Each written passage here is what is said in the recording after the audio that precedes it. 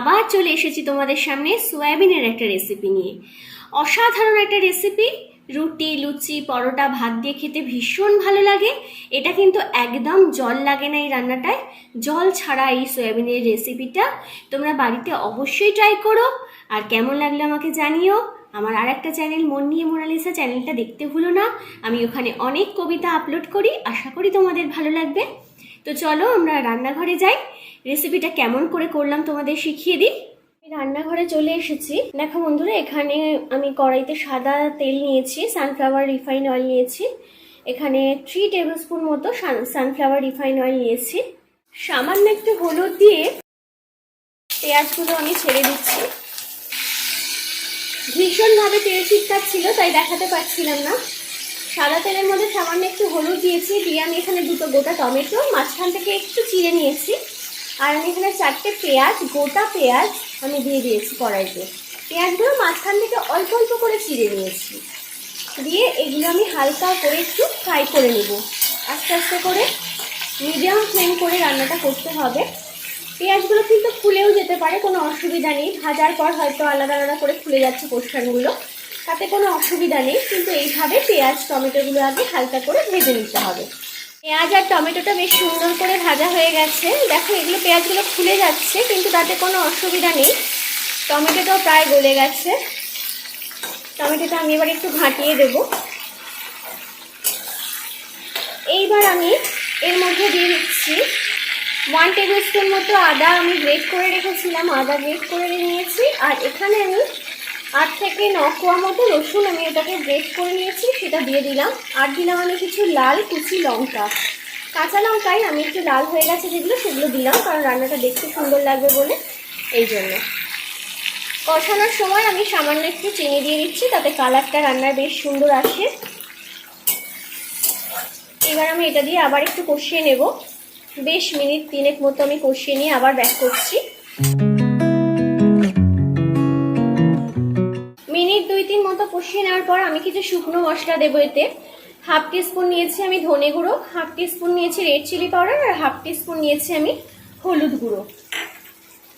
সব কিছু দিয়ে আমি আবার ভালো করে মিশিয়ে নেব। দেখো বন্ধুরা, একদম টমেটোটা গলে গেছে, পেঁয়াজগুলো ছাড়া ছাড়া হয়ে গেছে।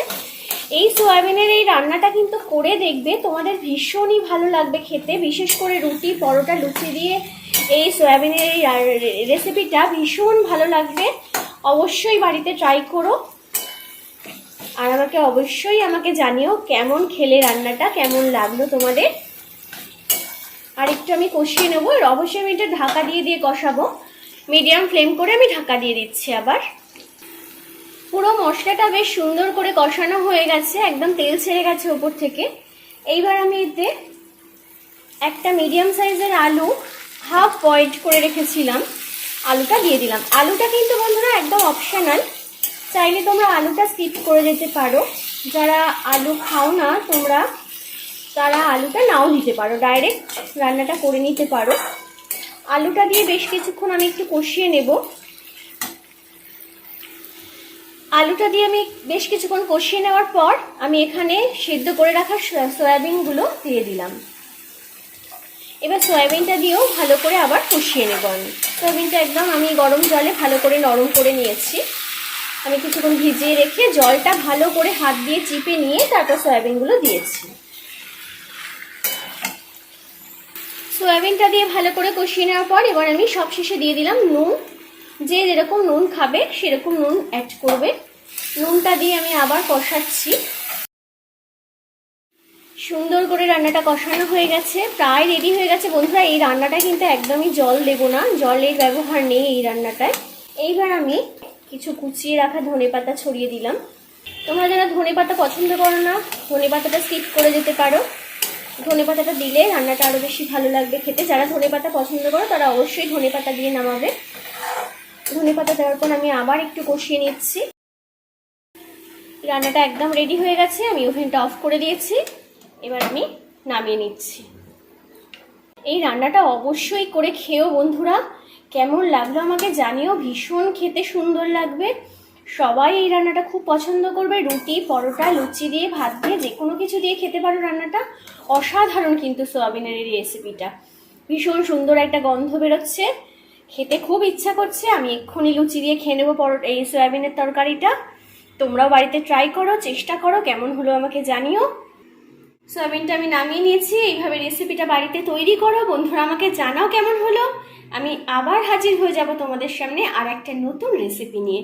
বন্ধুরা আমার পাশে থেকো, আমার চ্যানেলটা যারা এখনো সাবস্ক্রাইব করোনি তারা সাবস্ক্রাইব করে নাও। আমার আরও একটা চ্যানেল মন নিয়ে মোনালিসা, চ্যানেলটা তোমরা দেখতে ভুলো না, ওখানে আমি অনেক কবিতা আপলোড করি, আশা করি তোমাদের ভালো লাগবে। আজ তাহলে আসি বন্ধুরা, ভালো থেকো, সুস্থ থেকো, বাই ফ্রেন্ডস।